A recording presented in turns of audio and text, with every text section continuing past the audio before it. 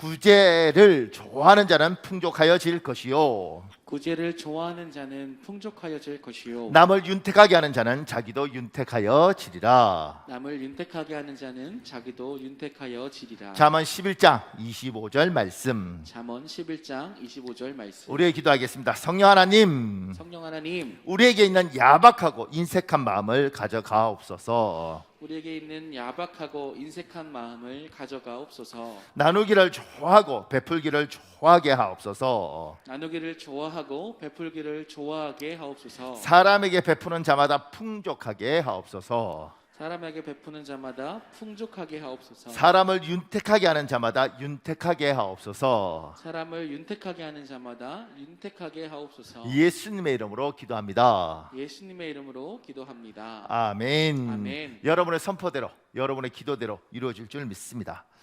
감사합니다.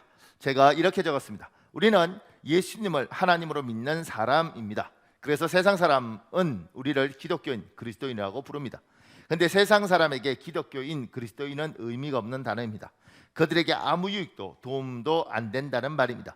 우리의 기도처럼 기독교인, 그리스도인이라는 단어가 세상 사람에게 남을 윤택하게 하는 사람, 남이 목마를 때 물을 주는 사람, 사람을 축복해 주는 사람으로 느껴져야 합니다. 이것이 우리를 향한 하나님의 뜻입니다. 제가 어렸을 때는 예수 믿는 사람들이 우리 동네는 많지 않았기 때문에 사람들은 늘 놀렸어요. 뭐라고 놀렸냐면 예수쟁이라고 놀렸습니다. 일요일마다 교회 가는 것도 웃겼고, 교회 갈 때 자전거 타고 많이 갔는데 자전거 뒤에 성경책 이렇게 묶어서 다니는 것도 웃겼고, 그 다음에 당연히 남자는 술 한잔 해야 되는데 술 안 먹는 것도 웃겼고, 담배 안 피는 것도 웃겼습니다. 그래서 예수쟁이라고 놀렸는데 참 재밌는 건 그렇게 놀림에도 불구하고 어른들은 어떻게 하냐면, 야, 교회 가서 설교 좀 들어, 좋은 이야기 듣고 와, 이렇게 이야기했어요. 그러니까 무슨 생각이 있었냐면, 내하고 다른데 쟤들은 그래도 좋은 말 하니까 우리 애들은 가도 돼. 그리고 하여튼간 쟤들은 내한테 해로울 애들은 아니야. 그리고 뭐 어쨌든 뭐 착하게 살고, 어떨 때는 무슨 어려울 때 부탁하면 그래도 쟤들은 착해서 우리 이야기도 잘 들어줘. 이런 이야기들이 사람들 머릿속에 있었어요. 그래서 옛날에 전도를 하면 전도를 거부하는 것이 아니고, 뭐 술 끊으면 갈게요, 뭐 좋은 데인데 뭐, 이렇게 반응을 했어요. 근데 지금은 세상이 바뀌었습니다. 지금은 전도하고 교회 이야기하면 교회는 굉장히 이기적이고, 교회 다니는 사람은 자기중심적이고, 심지어 이중인격자들도 많다고 이렇게 생각을 해요. 사람들이 그래서 전도지를 나눠줄 때 전하고 지금하고 달라요. 여러분과 제가 가장 중요한 것 중에 하나는, 예수쟁이라는 이야기든 그리스도인이라고 이야기하든 기독교인이라 이야기하든 세상 사람은 자기한테 도움되지 않는 사람은 관심 없습니다. 내한테 유익이 없는 사람은 관심이 없습니다. 제가 죽든 살든 관심 없어요. 왜냐하면 내한테 도움이 안 되면, 내한테 피해를 주면 관심 있죠. 피해라도 주면, 피해를 주든 도움을 주든 뭘 하나 해야 되는데 그게 없으면 관심이 없습니다. 근데 우리가 도움이 안 된다고 생각하니까 무관심한 거예요. 근데 하나님은 우리를 이 땅에 태어나게 하시고 생명을 주시면서 우리에게 뭐라고 이야기하냐면, 너희는 이 땅의 빛과 소금이라, 이렇게 이야기하시고, 얘들아, 너희가 이 땅에서 누군가를 도와주고 누군가를 윤택하게 하고 누군가를 구제하고, 나는 너희가 그렇게 살았으면 좋겠다. 내가 천국에 너희를 부르기 전에 이 땅에 나는 너희가 그렇게 살았으면 좋겠다. 그래서 내가 너희에게 지식을 주면 그 지식을 가지고 누군가를 도와주고, 내가 너희에게 돈을 주면 그 돈을 갖고 누군가를 도와주고, 내가 너희에게 권세를 주면 그 권세를 가지고 누군가를 도와주고, 그렇게 살다가 이 땅을 살다가 왔으면 좋겠다. 그리고 왜 그러냐 그러면, 나는 하나님 믿는 사람이라서, 난 예수쟁이라서 그렇다, 이렇게 이야기했으면 좋겠다. 이게 이제 하나님이 우리에게 하시는 이야기인 거죠. 그러니까 너희는 세상의 빛이라, 너희는 세상의 소금이라, 이런 모든 이야기들이 결국 이야기를 하고 있는 겁니다. 그러니까 우리 젊은 아이들이, 특히 청년들이 이런 사실들에서 명확하면, 하나님 나에게 좋은 직장을 주십시오. 그럼 내가 그곳에서 누군가를 돕고 살겠습니다. 하나님, 나에게 하나님이 좋은 지혜를 주시면 그 지혜를 가지고 내가 누군가를 돕고 살겠습니다. 이렇게 인생이 정리되면 참 좋을 것 같아요.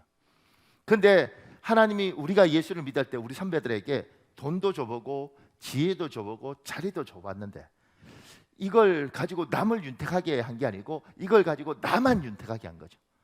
그래서 더 잘 살고, 교회도 더 자신만을 위해서 살았고, 이렇게 사는 세월들. 그러니까 제가 어렸을 때부터 한국 교회는 한참 부흥했으니까, 그렇게 해서 한 40년, 한 50년 한국 교회가 자기 자신만을 유익한 쪽으로 왔을 때 세상이 우리 보고 무관심해지는 거죠. 쟤들은 도움이 안 돼. 쟤들은 피곤해. 그리고 쟤들은 누군지 모르겠어. 관심 없어. 하여튼간 쟤들이 내한테 도움은 안 돼. 이게 예수쟁이가 돼버린 겁니다. 그러니까 우리가 세상에서 우리의 이미지를 바꿔야 될 건 뭐냐면 지금 이단의 말씀처럼 쟤들은 뭐 뛰어나지는 않는데, 예수 믿는 애들이 뛰어나지는 않는데 그래도 같이 있으면 어떻게든 도와주려고 그래. 쟤들이 실력이 탁월하는 건 아닌데 쟤들하고 있으면 어쨌든 해롭게 하지 않고 어떻게든 나를 윤택하게 하려고 그래. 하여튼간 쟤들은 어떻게든 도움이 되려고 애쓰는 애들이야. 그러니까 쟤들하고 있는 건 좋은 거야. 이렇게 이미지가 바뀌어져야지 복음이 복음되는 거죠. 그러니까 오늘 이 예배하는 모든 사람들이 어느 곳에 가든지 그쪽 사람들이 하여튼간 얘들은 도움이 돼. 예수 믿는 애들은 하여튼간 뭔가 도와주려고 그래. 얘들은 참 괜찮아. 이런 이야기들로 하나님 앞에 여러분들이 영광을 돌리고 여러분들에 대해서 세상 사람들이 그렇게 생각하는, 그렇게 여러분 덕분에 그렇게 사람들의 이미지가 바뀌는 역사가 있길 예수님 이름으로 축복합니다. 그랬으면 좋겠습니다.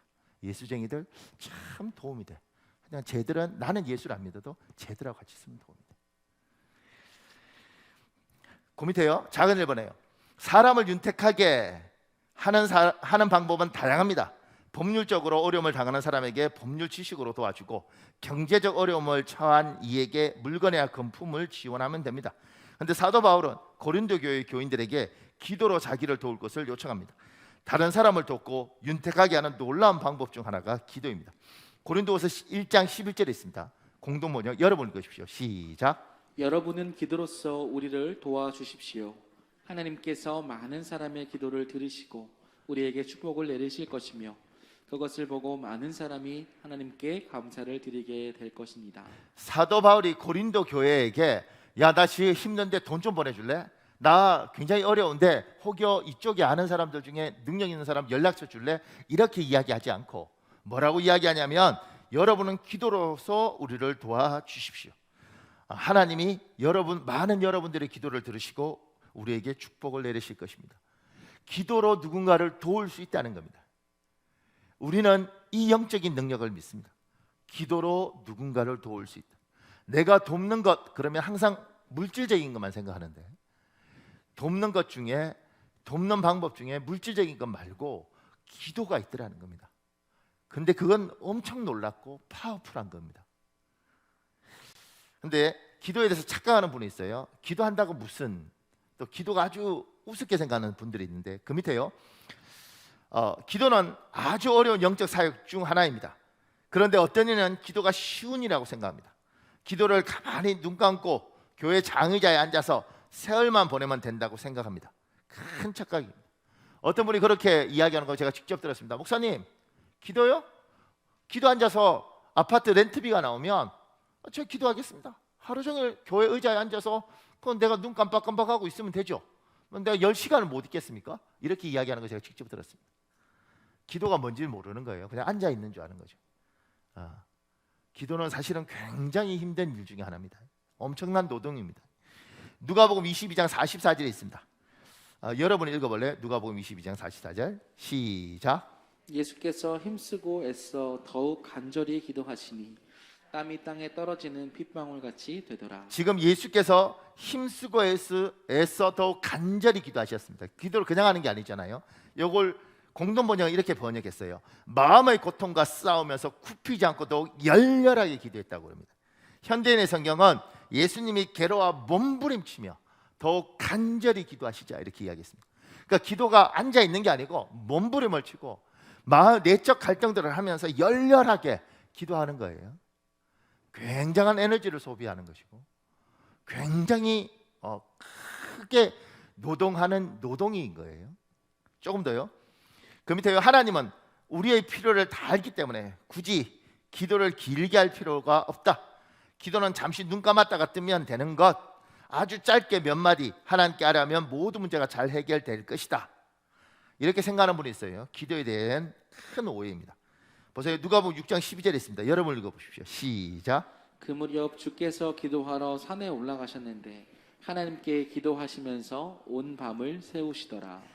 예수님이 온 밤을 기도로 세우는 거예요. 다른 성경에는 밤을 세워 기도하시더라는 거예요. 밤이 맞도록 기도하시더라는 거예요. 그러니까 기도가 한두 시간이 아닌 거죠. 긴 시간, 밤이 새도록 기도하는 겁니다. 그러니까 우리가 하나님 내 마음 다 아시는데 그러지 않습니다.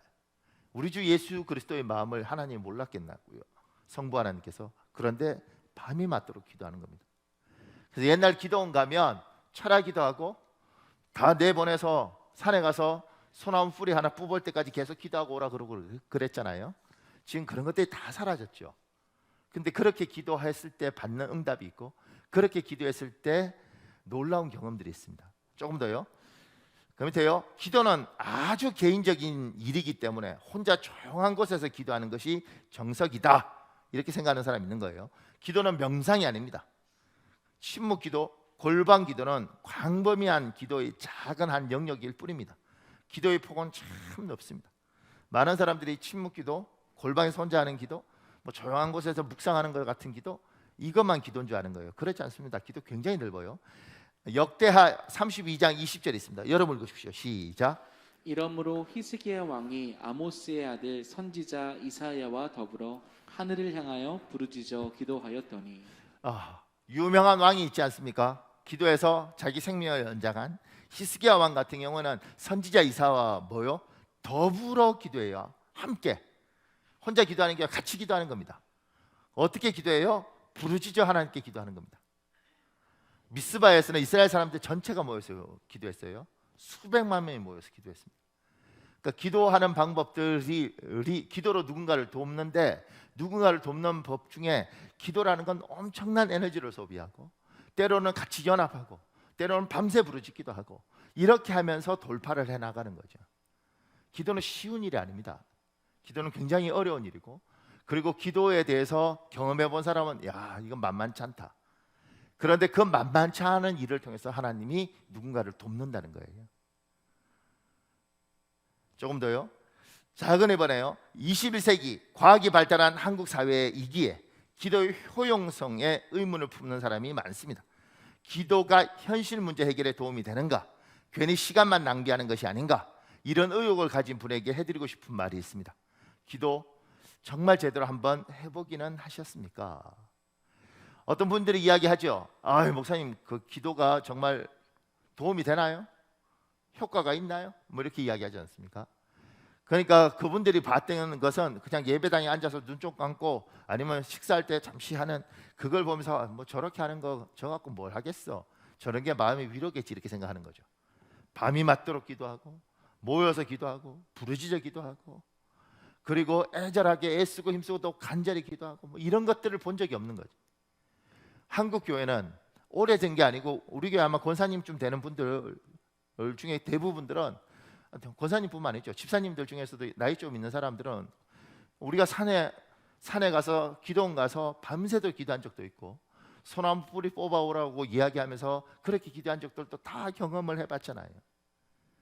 기도는 그렇게 하는 것이고, 그렇게 몸부림쳐 정말 진을 다 빼서 기도하고 나면 뼈 마디마디가 늘어져 가는 것처럼 그렇게 하나님 앞에 부르짖어 기도하면서 하나님이 응답이라는 걸 경험하죠. 하나님이 이렇게 문제를 푸시는 것을 경험하죠. 그 경험한 사람은 기도의 능력에 대해서 의심을 하지 않습니다. 근데 지금은 기도의 응답을 받아본 사람이 점점 적어지고 있는 거죠. 그리고 그것이 뭔지도 잘 모르는 거예요.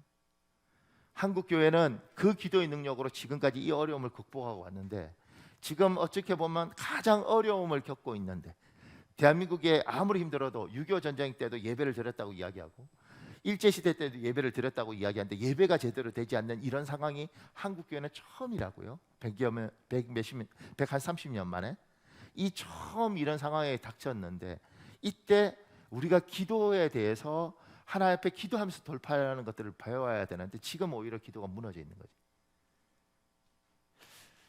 여기 김상숙이라는 사람은 권사님인데, 제가 이 이야기는 그냥 우리가 같이 한번 보면 좋을 것 같아서 처음부터 끝까지 읽었으면 좋겠다는 생각이 들어서, 목사님 읽어주실래요? 시간이 흘러 1987년 우리 가족은 한국으로 돌아왔다. 그러나 나는 해외 선교를 계속할 수 있도록 남편을 다시 외국으로 발령시켜달라고 하나님께 기도했다. 평범한 가정주부인 내가 외국에서 복음을 계속 전할 방법은 남편을 따라 외국으로 나가는 길밖에 없었기 때문이다. 그때 특히 홍콩을 마음에 두고 하나님께 기도했다. 홍콩은 내가 처음 선교를 시작한 곳이기도 하지만 무엇보다 여러 나라 사람들을 만날 수 있는 장소였다. 물론 소원대로 될 확률은 매우 희박했다. 미국은행의 한국 지점에 근무하는 많은 직원 중에서 해외 근무라는 행운을 누릴 수 있는 사람은 극히 소수에 불과했기 때문이다. 그나마도 한 번 갔다 온 사람이 다시 해외로 나갈 확률은 더더욱 낮았다. 하지만 하나님의 응답은 언제나 드라마틱했다. 어느 날 미국 은행 아시아 지역 본부에서 직접 남편에게 전화를 걸어왔다. 다시 홍콩에 와서 일해줄 수 있겠냐는 것이었다. 하나님이 남편을 통해 다시금 해외 선교의 길을 여신다고 생각해 나는 무조건 가자고 했다. 그렇게 하나님의 특별한 기도 응답으로 1990년 10월에 남편이 먼저 홍콩에 들어갔다. 나는 한국에 남아 아이들이 학기를 마치면 바로 홍콩에 갈 수 있도록 준비하고 있었다. 그런데 너무도 당혹스러운 일이 벌어졌다. 남편이 근무하고 있던 미국 은행을 포함한 모든 외국계 은행들이 대대적인 구조 조정을 단행했다. 당시 한국에서는 여러 가지 이유로 인해 외국 은행 경영진들은 한국에서 영업을 계속하다가는 큰 손실이 날 것을 예상해 너도 나도 더욱 구조 조정에 박차를 가했다. 한 곳에서만 구조 조정을 한다면이야 다른 은행으로 옮기면 되겠지만 너나 할 것 없이 구조 조정을 하니 앞이 막막했다. 남편이 만약 직장을 잃게 되면 실업자 신세가 될 수도 있을 터였다. 그럼에도 나는 그 회오리 바람이 우리 가족만큼은 비켜갈 거라 생각했다. 그런데 아니었다. 홍콩으로 들어가기 위해 모든 준비를 다 마친 상태였던 1991년 2월 말 남편이 다니는 미국 은행에서 모든 직원들에게 다음과 같이 통보를 해왔다. 사직제를 내는 사람들에게는 퇴직금을 좀 더 많이 주고 그렇지 않은 사람들은 퇴직금을 정상적으로 지급한다는 것이었다. 본격적인 구조조정이 시작된 것이다. 남편과 같은 직급을 가진 사람들은 먼저 대개 그만두는 추세였고 결국 남편도 일주일 내로 결정하라는 중용을 받고 사직서를 내게 되었다. 남편은 당시 먼저 홍콩으로 가서 일하고 있었지만 그래도 한국에서 발령을 낸 것이었기에 구조조정의 회오리를 피해갈 수 없었던 것이다. 홍콩에 들어가기 위해 한국에서의 생활을 정리하던 나는 오히려 홍콩을 정리해야 할 상황이 되었다. 나는 하나님께 이 상황을 대해 알려달라고 기도했다. 남편의 퇴직금을 수령하기 위해 미국 은행의 서울 지점을 찾았을 때 그곳에 근무하던 남편의 동료들은 모두 두려움과 불안에 떨고 있었다. 그들 중 몇몇은 신앙인이었기에 나는 그분들을 붙들고 위로를 했다. 우리가 지금까지 살아온 것은 미국 은행 덕이 아니고 온전히 하나님의 은혜 덕분 아닙니까? 그러니까 앞으로도 하나님의 인도하심은 있을 거예요. 힘을 내세요. 그러나 내 말에 귀를 기울이는 사람은 아무도 없었다. 다들 현재 닥친 어려움과 불안과 미래에 대해서만 이야기할 뿐이었다. 하지만 믿음대로 된다는 성경 말씀은 정말 진리의 말씀이었다. 사직서를 낸 외국계 은행 직원 400여 명 가운데 유일하게 남편만이 퇴직금을 받은 뒤에도 그 은행에서 계속 근무할 수 있게 된 것이다. 사실 퇴직 후에는 다시 그 회사에 들어갈 수 없다는 것이 일종의 룰이었는데도 홍콩 지점에서는 변호사까지 대동해 남편의 채용을 적극 진행했다. 게다가 홍콩 지점에서는 집세와 학비의 부담을 고려해 상당히 높은 월급을 책정해 가면서까지 남편을 채용했다. 이렇게 현지 채용이라는 예외 사례를 만들어 홍콩에 남게 해주신 하나님은 그때뿐 아니라 지금 한국의 사역에서도 날마다 놀라운 기쁨을 선사하시며 계속 인도해 주신다. 아멘. 제가 이거를 가져오면서 그런 생각이 들어서 이거를 가져왔습니다. 우리가 기도하면 하나님 응답하신다. 이건 지금 우리 교회도 아마 마이크 주고 여기서 서서 이야기하라면 이야기할 사람들이 굉장히 많이 있습니다. 기도 응답을 받아봤죠. 근데 지금 이 이야기는 남편이 구조조정 당할 때 대한민국에 400명이 정리당했는데 그 중에 오직 자기 남편만 다시 그 회사에 들어가서 근무를 하고 있다는 이야기를 하잖아요. 그러면서 이렇게 힘들 때 저는 우리 교회 같은 경우도 내 남편이 너무 힘들면 옛날에는 여자분들이 남자만이 가정을 책임지고 있었기 때문에 그럼 여자분들이 직업이 없었으니까 여자들이 제가 보면 밤새 기도하기도 하고 보따리 사서 와서 철회하면서 울면서 살려달라 그러고 그러면서 하나님의 기적을 경험했던 것 같아요. 근데 지금은 남자들 돈 벌 뿐만 아니라 여자도 돈 버니까 남편이 여보 나 잘릴 것 같아. 그러면 알아서 내가 먹여 살릴게 이렇게 갚버리더라고. 심지어 어떤 집을 보면 남자가 주님 내 아내가 잘리지 않게 해주세요. 나보다 돈 많이 버는데 그러고 막 이렇게 부르짖어 기도하기도 하고. 어려움이 있을 때 사랑을 보여주는 방법 중에 하나가 기도인 것 같아요. 여보 내가 상당히 위험해. 그러면 뭘 해줄 수 있겠어요? 아내가. 그러면 내가 당신을 위해서 교회 가서 일주일이든 뭐든 아니면 기도원 가서 내가 기도하면서 부르짖을게. 그래도 하나님 안 들어주면 할 수 없지. 근데 내가 당신을 도울 수 있는 건 이것밖에 없으니 최선을 다해서. 또 아내가 문제가 생겼을 때 남편이 그러면 내가 해줄 수 있는 게 직장생활 어렵지만 그래도 내가 새벽에 가서 기도. 이게 사랑을 보여주는 것 같아요. 그리고 그 모습들 속에서 이 사람이 나와 하나이구나. 그런데 지금은 이제 이 기도의 능력을 믿으면 이렇게 할 텐데 기도의 능력에 대해서 이게 경험들이 별로 없고 경험을 해도 너무 옛날 거라고 해서 그런 건지 아니면 지금은 그 정도는 견딜 수 있어서 그런 건지 무슨 일이 있으면 뭐 어떡하겠어 이렇게 가더라는 거예요. 심지어 성질 이렇게 굉장한 여자분은 내가 자른데 내가 그 사장놈 목을 그냥 비틀어 버릴게 뭐 이렇게 하는 여자분도 있고. 그러니까 어떤 문제가 생겼을 때 내가 이 사람을 위해서 이렇게 간절하게 기도하는 것, 이건 하나님이 우리에게 주신 굉장히 중요한 사랑의 표현 방법이라는 생각이 듭니다. 내 아내를 위해서, 내 남편을 위해서. 심지어 우리 아이들이 힘들 때 아이를 위해서 부부가 저녁마다 와서 기도하고 또는 새벽마다 와서 그렇게 피곤한데도 기도하는 모습이 지금 당장 아이들이 그게 뭔지는 모르지만 어느 날 시간이 지나서 나이가 들면 내가 이렇게 힘들 때 우리 어머니 아버지가 자기들이 해줄 수 있는 게 없어서 하나님 앞에 그렇게 한 달 내내 저녁마다 가서 부르짖더니만 참 지금 돌아보니 고맙네. 우리의 사랑이라는 것들이 세상 사람처럼 돈으로만 돕고 내가 아는 누구한테 전화해서 돕고 이걸 넘어서 기도로 돕는 법이 있더라는 거예요. 그리고 기도는 여전히 능력이 있습니다. 이 능력이 믿어지는 믿음의 길 예수님으로 축복합니다. 제가 우리 교회 이야기 하고 싶은 게 굉장히 많아요. 근데 우리 교회니까 못 하고 내가 나중에 부흥회 가서 딴 교회 가면 하려고 막 이런 일들을 생길 때 부부간에 와서 새벽마다 기도 시작한 사람들도 있고 그걸 통해서 하나님이 해결한 사람들도 있고 뭐 우리 교회 굉장히 많습니다.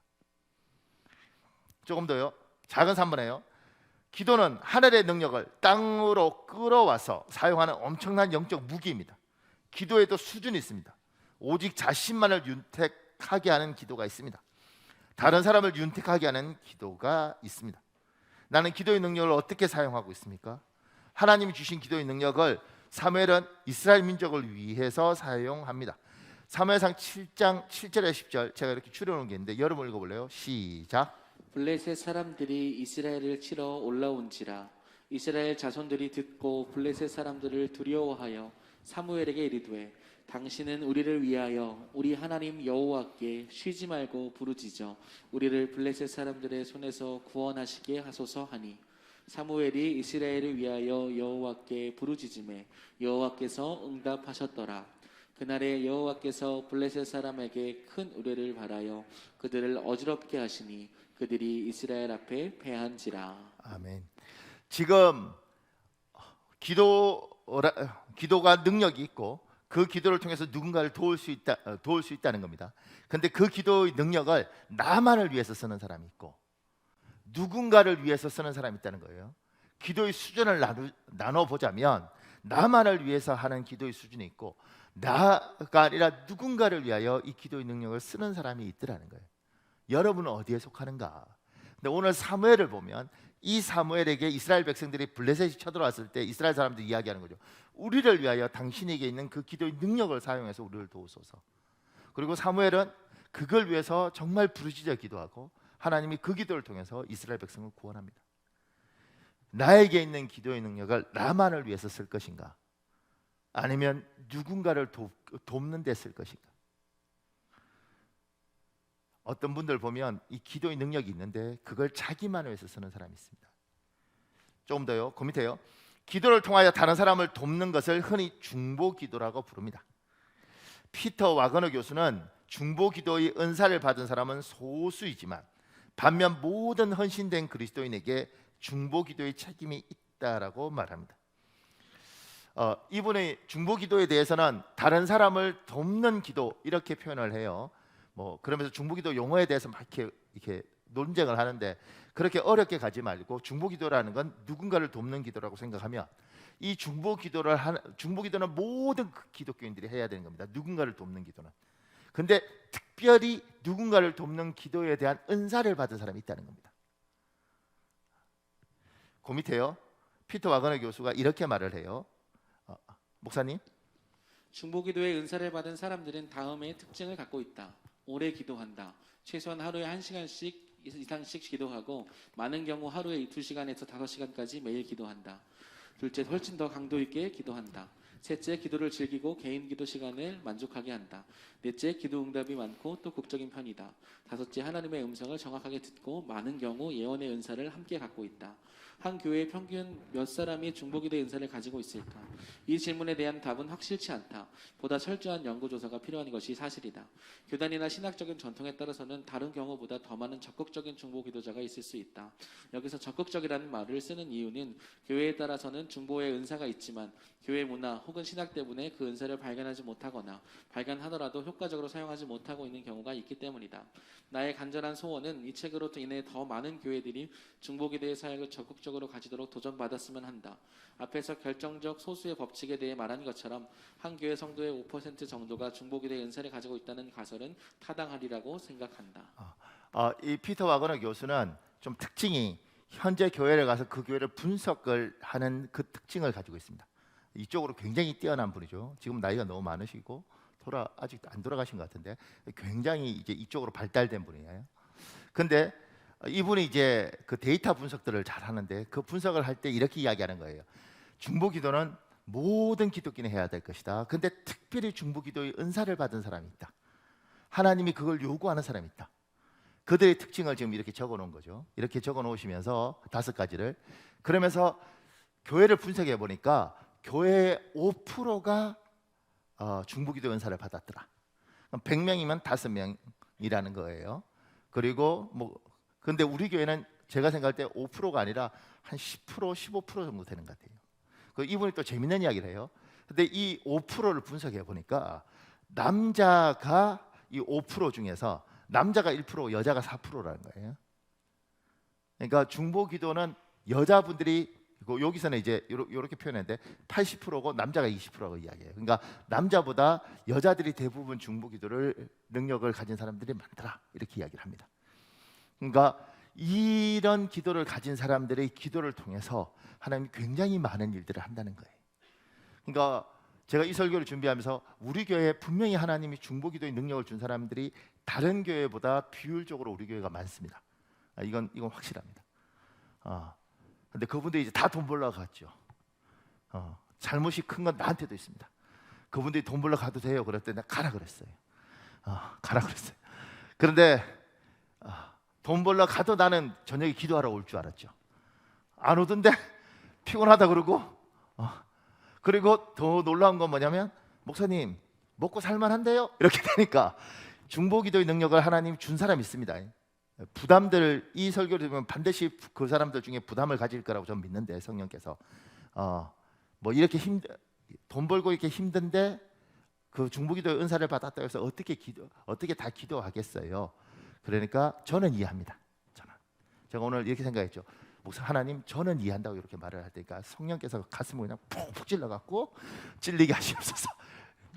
그러니까 하나님이 중보기도의 부담을 준 사람들은 여러분의 기도를 통해서 하나님이 사람을 살리고 교회를 살리고 여러 가지 일들을 합니다. 그러니까 그 기도를 이렇게 섞이는 교회들 있죠. 섞이는 교회라는 건 뭐냐면 교회 잘 지어놓고 교회 문 걷어 잠그는 교회들 있잖아요. 그러니까 성도들이 저녁에는 아예 그 본당에서 기도할 수가 없어요. 그래서 기도가 죽기도 하고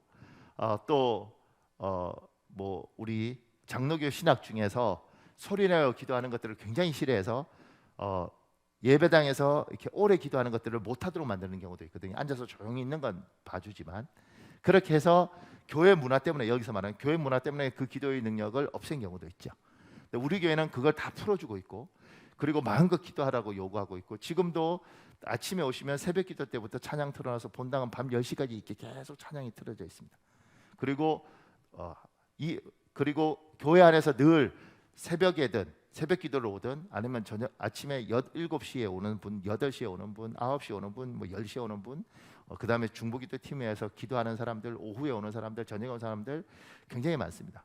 심지어는 밤에 제가 이제 밤 늦게까지 공부하면 밤 어떨 때 11시 반에 교회 띠디디 소리가 나요.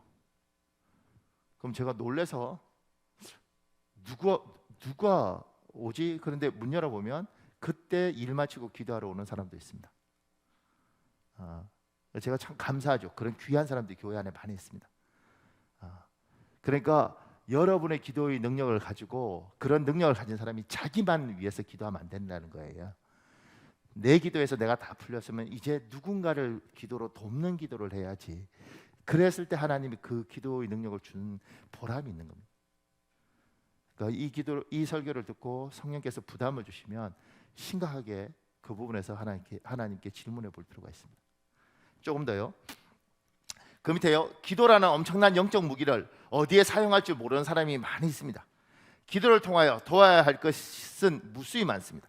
오늘은 세 가지 부분을 위하여 기도해야 합니다. 세 가지만 이야기한 거예요. 기도의 능력이 있는데 목사님 저 열심히 기도했고 이제 먹고 살만합니다. 근데 뭘 더 기도해야 되죠? 이렇게 질문하는 사람들이 있더라고요. 그 밑에요. 기도로 영적 지도자를 지켜야 합니다. 리더가 무너지면 그 피해는 구성원 모두의 몫이 됩니다. 목사님 읽어줄래요? 영적 전쟁은 매우 중요한 일로서 어떤 사람의 상상으로 꾸며낸 허구가 아니다. 나는 직접 영적 전쟁에 노출된 두 지도자의 편지를 받은 바 있다. 첫 번째 편지는 미조리주 볼리바에 있는 사우스웨스트 침례교 대학의 국제 대형 교회 연구소의 존 번 박사에게서 온 편지다. 나는 존을 여러 해 동안 잘 알고 있다. 그가 목회자 세미나를 위해 디트로이트에서 보스턴으로 가던 비행기에서 일어났다. 존은 무관심했던 자기 옆자리의 남자가 머리를 숙이고 기도하듯이 중얼거리는 것을 보게 되었다. 존은 그 남자에게 예수 믿으십니까? 라고 물었다. 그러자 그 남자는 놀란 듯이 아니요, 잘못 보셨습니다. 나는 그리스도인이 아닙니다. 나는 사탄 숭배자입니다. 라고 대답했다. 존은 사탄 숭배자로서의 무슨 기도를 했느냐고 물었다. 그 사탄 숭배자는 정말 알고 싶습니까? 라고 물었다. 존이 그렇다고 말하자 그 남자는 이렇게 대답했다. 나의 가장 큰 기도 제목은 뉴 잉글랜드에 사는 모든 기독교 목사와 그들의 가정이 파괴되는 것입니다. 그러면서 그 남자는 존에게 보스턴에 무슨 이유로 가느냐고 물었다. 존이 하나님의 나라를 위해서 일하는 사역에 대해서 말하자 그 사탄 숭배자는 자신의 일을 위해 기도해야겠다고 말하더라는 것이다. 존 번은 이 같은 만남에 다시 한번 목사를 위한 중보기도가 얼마나 필요한가를 일깨워주는 사건이 되었다고 고백한다. 그날 그리스도인들이 뉴 잉글랜드에 있는 목사들을 위해서 기도했었을까? 누구의 기도가 응답되었을까? 그리스도인들의 기도인가? 아니면 사탄 숭배자들의 기도인가?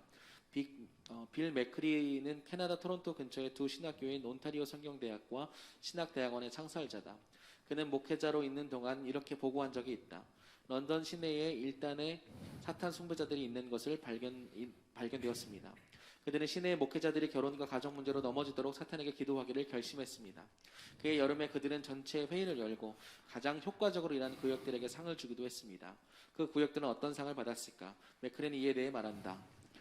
그들은 최소한 5명의 교회 지도자들을 없애달라고 사탄에게 기도해서 결국 그 5사람들이 부도덕과 가정 문제로 교회를 떠나게 되는 성공을 거두었습니다. 빌 맥크리는 그 실족한 5사람들 중에 한 사람을 잘 알고 있었다. 그는 계속해서 말한다. 우리들 중에 어느 한 사람도 우리가 싸우는 싸움이 사탄과의 처절한 싸움임을 실감한 자가 없었습니다. 지금 이 책이 1994년도에 나왔어요. 미국에서 12월 달에. 그러니까 지금으로부터 이렇게 이야기하면 이 책을 이제 이 피터 와거너 교수가 쓸 때는 시간이 좀 있었으니까 이게 보통 한 30년 전 미국에 있었던 일이란 말이에요. 그러면 지금 30년 전이니까 우리가 책을 읽을 때 사탄 숭배자가 있나? 이렇게 이야기하잖아요. 근데 지금은 사탄교가 미국에 있습니다. 예. 그리고 옛날에는 숨기고 이야기했지만 지금은 자랑스럽게 이야기하기도 합니다. 그럼 보십시오. 여러분과 제가, 저도 그러고 여러분도 그러고 어떤 목사님, 우리가 존경하고 우리가 사랑했던 어떤 목사님, 그분의 책으로 은혜 많이 받았던 목사님이 무슨 문제로 무너졌어요. 돈 문제든 뭐 여자 문제든 뭐. 우리 이렇게 하죠. 어떻게 목사님이 그럴 수 있냐고 믿었던 목사님이 너무 실망스럽다고 막 이렇게 우리가 간다는 거예요. 이걸 항상 어떻게 보느냐면 도덕의 문제로 보는 거죠. 우리가 믿고 따랐는데 왜 도덕적으로 저것밖에 안 되시나 속상하게 이렇게 접근하는 거죠. 근데 지금 여기에 피터 와거너 교수가 하는 이야기는 뭐냐면 그렇게 접근하지 말고 영적으로 접근해 보라는 거예요. 교회의 리더인 목회자가 흔들리거나 무너졌을 때 일어날 수 있는 파장을 생각해 보면 이게 이 사람의 도덕의 문제인가 아니면 악한 영적인 것들이 흔들어서 무너뜨리는 것인가. 그러면 누군가가 이들이 무너뜨리기 위해서 공격을 할 때 하나님의 사람으로서 기도로 이들을 도와야 되지 않겠느냐. 그 이야기가 이 책이에요. 이 책이 이제 영어로 프레이어 실드 이렇게 해서 그 기도 방패 이렇게 했지만 뒤에 좀 더 있습니다. 뭐라고 되어 있느냐면 영적 전쟁의 최전선에서 목사와 기독교 지도자와 다른 다른 어떤 사람들을 위해서 어떻게 중보기도를 할 것인가. 이게 부제예요.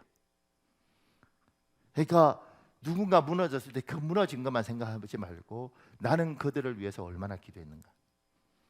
지금 우리 교회 이제 최명훈 목사님이 이제 더 큰 교회에 이렇게 가셨잖아요. 그런데 우리 교회에 있는 부목사님들은 그 동기들 중에서는 가장 뛰어난 사람들이 와 있어요. 똑똑한 사람들 왔으니까 똑똑하겠지 이렇게 할 것인가, 아니면 이들도 영적인 공격 안에 있는데 그들을 위하여 우리가 기도하면서 그냥 밥 해주고 도와주고 이 정도가 아니라 선물 주고가 아니라 그 기도로 도울 것인가. 교회 지도자들은 기도로 지키는 게 있는 거예요. 제가 어떤 교회가 문제가 생겼을 때 제가 제 아내한테 이렇게 이야기했어요. 야, 저기 큰일 났네. 저 교회 큰일 났네. 이렇게 제가 할 때 저희 사모님이 저한테 했던 말이 있어요. 목사님, 저 교회 기둥들이 어떤데요? 어떤 기둥들이 있는데요? 뭐 이런 식으로 이야기를 했어요. 표현이 잘 됐는지 모르겠는데, 근데 그때 그 말은 뭐냐면 목사님이 문제가 생겼을 때 그 교회를 바치고 있는 장로님들이 굉장히 탄탄한 사람들이었어요. 근데 저는 그때 저희 사모 이야기를 들으면서 놀랬죠. 왜냐하면 우리는 항상 목사만 생각했는데 우리 사모님 입에서 그 교회를 바치고 있는 기둥, 장로들, 이들이 바치니까 목사가 문제가 생겨도 이들이 워낙 잘 바치는 기둥들이니까 버티더라고, 그 어려운 시간을. 기도를 할 때 목회자만 아니라 교회의 기둥인 장로들, 안수 집사들, 권사들도 위해서 기도해야 되는 거예요. 저는 여러분이 저를 위해서 기도 안 해도 할 말이 없는 게, 제가 부목사일 때 담임 목사님이, 제가 있던 모교회 담임 목사님이 중보기도, 제가 중보기도 인도자였는데 목사님 중보기도 할 때 항상 담임 목사를 위해서 먼저 기도하고 그 다음에 기도를 해, 이렇게 이야기했어요. 근데 저는 그때 굉장히 그게 싫었어요. 30몇 살에 너무 어린 나이에 목사였기 때문에. 왜 싫었냐면 목사님은 세잖아. 목사님은 능력도 많잖아. 근데 뭐 목사님을 위해서 기도해? 힘들고 약한 사람을 위해서 기도해야지, 이렇게 생각했어요. 그래서 한 대로 받으면 나는 기도 하나도 못 받아 먹는 거예요, 여러분이. 근데 지금 제가 나이가 들면서 아는 게 한 개인이 아니고 전 단체의 리더를 위해서 기도하는 거예요. 이 리더는 한 개인으로 버티는 게 아니라 영적인 이 전체를 위해서 버티는 거니까 차원이 다른 거죠. 그러니까 교회에서 여러분이 기도할 때 교회 안에 권사님이니까 권사가 무너질 수도 있잖아요. 장로도 무너질 수 있잖아요. 이 기둥들을 위해서 기도해야 된다는 거죠. 조금 더요. 그 밑에 기도로 영적 보금자리인 교회를 지켜야 합니다. 인생의 방황은 예수를 만나면 끝이 나고 신앙의 방황은 좋은 교회를 만나면 끝이 납니다. 교회가 무너지면 좋은 신앙인들이 방황을 시작하게 됩니다. 그런 경험들 있지 않아요? 아침에 일어났는데 어느 교회를 가야 될지 모르겠어. 그리고 힘들게 어디 교회를 갔는데 그 예배당에 앉아 있는데 아주 그냥 바늘방석에 앉아 있는 것 같아요. 사람들은 설교 들으면서 웃고 뭐 좋다고 그러는데 나는 정말 미칠 것 같은 그런 경험 해보셨습니까? 저는 많이 했습니다. 왜냐하면 이 나라 저 나라 공부하러 다닐 때마다 그런 경험 하게 되잖아요. 그거 서럽습니다. 내 교회 없는 거, 그 다음에 남의 교회에서 눈치 보고 앉아 있는 거, 진짜 서럽습니다. 그리고 제대로 되지 않고 시끄러운 교회에 가 있을 때 좋은 교회를 위해서 기도할 필요가 있는 거예요. 하나님, 우리 교회에 은혜가 있고, 하나님, 우리 교회에 성령의 역사가 있고, 우리 교회에 부딪힘이 없고, 하나님 복을 달라고 교회를 위해서도 기도해야 되는 겁니다. 그래야 내가 구원한 내 남편이, 내가 구원한 내 아내가 교회를 올 때 편하고, 그래야 우리 아이들이 자랄 수 있는 교회를 편안하게 자랄 수 있도록 마련할 수 있는 거죠. 마지막으로 그 밑에요. 영혼 구원을 위하여 기도해야 합니다. 믿지 않는 사람이 예수님을 하나님으로 내 인생의 주인으로 받아들이는 이 세상의 가장 영광스러운 일입니다. 영혼 구원이 내 주위에서 자주 많이 생기도록 기도해야 합니다.